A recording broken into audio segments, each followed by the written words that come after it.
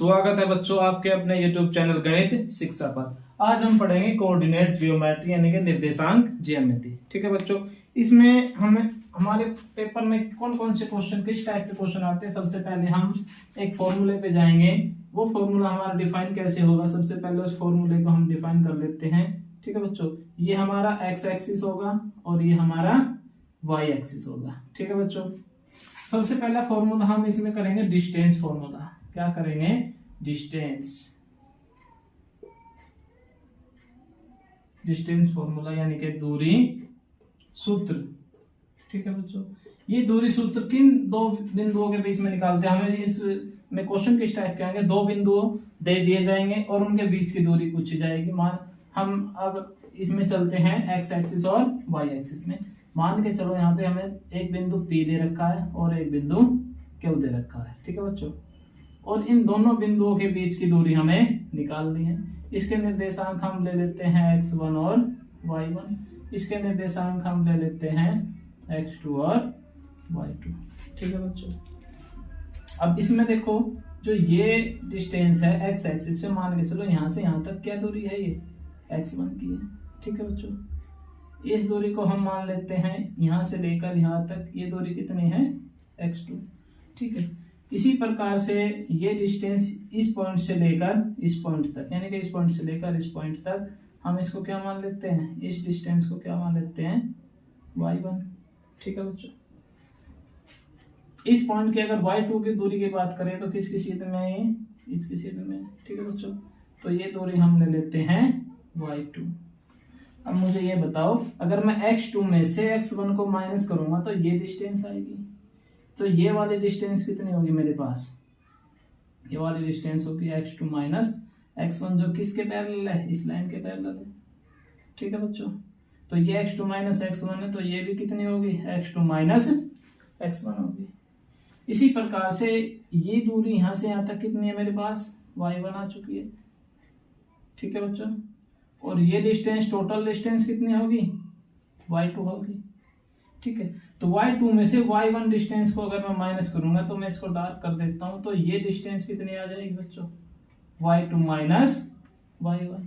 ठीक है, तो ये किसके पैरेलल है, हमारे y एक्सिस के पैरेलल है। ये दूरी किसके पैरेलल है, x एक्सिस के पैरेलल है। अगर मैं इसका नाम रख लेता हूं, मान ये तो हमने P रख रखा है, ये क्यों, अगर मैं इसका नाम R रख, इस पॉइंट का नाम मैंने R रख लिया।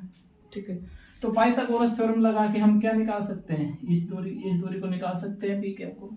ठीक है बच्चों, क्योंकि ये डिस्टेंस मेरे पास आ चुकी है और ये डिस्टेंस आ चुकी है। ठीक है, तो हम किस में चलेंगे, इन ट्रायंगल PQR में या PRQ में। ठीक है, बाय पाइथागोरस थ्योरम से। ठीक है बच्चों, पाइथागोरस थ्योरम से अगर हम लेके चलेंगे तो इसमें हमारे PQ की, जब PQ का स्क्वायर किसके बराबर होगा, PR के स्क्वायर के बराबर, PR का स्क्वायर प्लस में RQ का स्क्वायर। ठीक है बच्चों, RQ का स्क्वायर, तो PQ का square is equal to PR के डिस्टेंस मेरे पास कितनी आ चुकी है, x2 माइनस x1। ठीक है, और प्लस में RQ की डिस्टेंस क्या मेरे पास, y2 minus y1, y2 minus y1 का स्क्वायर। ठीक है बच्चों, समझ में आया, ध्यान से देखना इस फॉर्मूले को। तो PQ किसके बराबर होगा, रूट में, तो जो स्क्वायर होता है ऊपरली तरफ जाके यानी कि दूसरी तरफ जाके क्या हो जाता है, रूट में चले जाता है। तो x2 माइनस x1 का स्क्वायर प्लस में y2 माइनस y1 का स्क्वायर, यही आपका डिस्टेंस फॉर्मूला है। और इसी डिस्टेंस फॉर्मूले से आपसे बेहतरीन क्वेश्चन देखने को मिलेंगे। ठीक है बच्चों,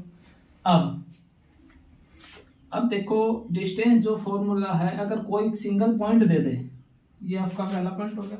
दूसरा पॉइंट आपको क्या नोट करना है, अगर कोई सिंगल पॉइंट P दे दिया, इसके निर्देशांक दे दिए x1 और y1। ठीक है, इसकी डिस्टेंस ओरिजिन से पूछ रहा है। ठीक है बच्चों, ओरिजिन के कोऑर्डिनेट क्या होते हैं, 0 0।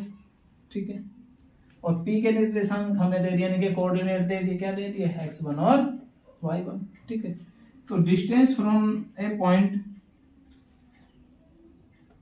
तो यहां से आएगा डिस्टेंस ऑफ ए पॉइंट यानी कि यहाँ पे क्या दे रखा है, P पॉइंट दे रखा है। From origin, from origin, origin का मतलब होगा मूल बिंदु। क्या होगा ये, मूल बिंदु से।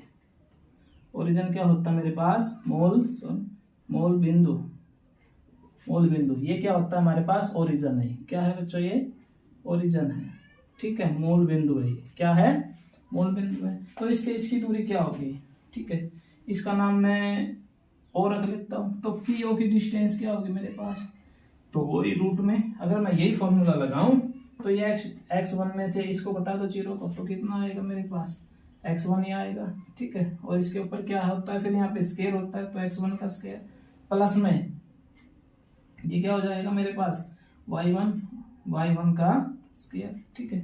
अब y1 ना लेके यहाँ पे x और y भी ले सकते हैं, तो x का स्केयर प्लस में y का स्केयर, ठीक है बच्चों।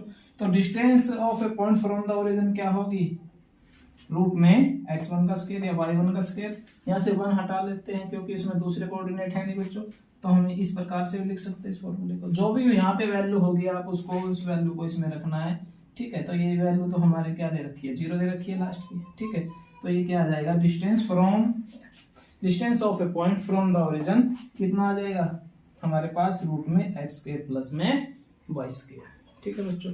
अब इस पे हम क्वेश्चन देख लेते हैं, क्वेश्चन किस किस प्रकार से एग्जाम में पूछे जाते हैं, ठीक है। तो एक पॉइंट दे दिया हमें, एक पॉइंट P दे दिया, क्वेश्चन क्या कहता है, P पॉइंट है, ठीक है। P पॉइंट दे दिया मेरे पास 2 और 3, ठीक है, ये पॉइंट ले लिया। और एक Q पॉइंट ले लिया, हम छोटा सा क्वेश्चन लेके चल रहे बच्चों समझने के लिए। एक पॉइंट ले लिया मैंने 4 और 1, ठीक है। इन दोनों पॉइंटों के बीच में, P और Q के बीच में कितनी डिस्टेंस है हमें ये बताना है, ठीक है। तो डिस्टेंस फॉर्मूला क्या होता है, तो P Q is equal to किसके था, रूट में x2 माइनस x1 का स्क्वायर प्लस में y2 माइनस y1 का स्क्वायर, ठीक है बच्चों।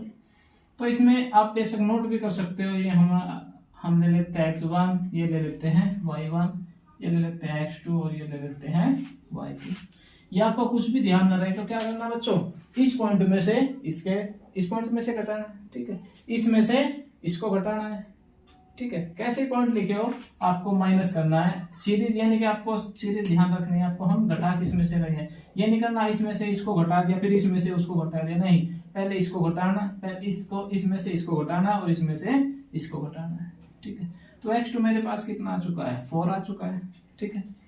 तो ये आ जाएगा मेरे पास 4, माइनस में कितना आ जाएगा 2 इसका स्क्वायर, प्लस में y2 में कितना है 1 है, माइनस में y1 कितना मेरे पास 3 है, तो इसका स्क्वायर हो जाएगा बच्चों, ठीक है। ध्यान से देखना, एक ही फॉर्मूला है, ध्यान से सीख लो, सब जगह ऐसे ही लगेगा क्वेश्चन, चाहे कितना भी डिफिकल्ट हो जाए फॉर्मूला आपका यही लगेगा, इसी प्रकार से आपको काम करना है।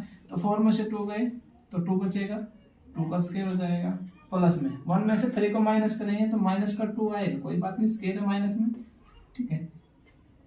तो 2 का स्क्वायर कितना हो जाएगा 4 हो जाएगा, और -2 का स्क्वायर भी कितना हो जाएगा 4। अब देखो माइनस में है, इन हमारे डिस्टेंस फॉर्मूले में दूरी सूत्र में क्या होगा, रकम चाहे माइनस की आए प्लस की आए, आपके आंसर हमेशा किस में आएंगे, प्लस में ही आएंगे, क्योंकि ऊपर क्या लगा हुआ स्क्वायर, स्क्वायर का मतलब होता है 2 बार गुना। तो ये माइनस की माइनस मल्टीप्लाई में माइनस कितना आंसर हो जाता है मेरे पास, प्लस आंसर आ जाता है, ठीक है। तो ये आ जाएगा आपके पास 8, ठीक है बच्चों।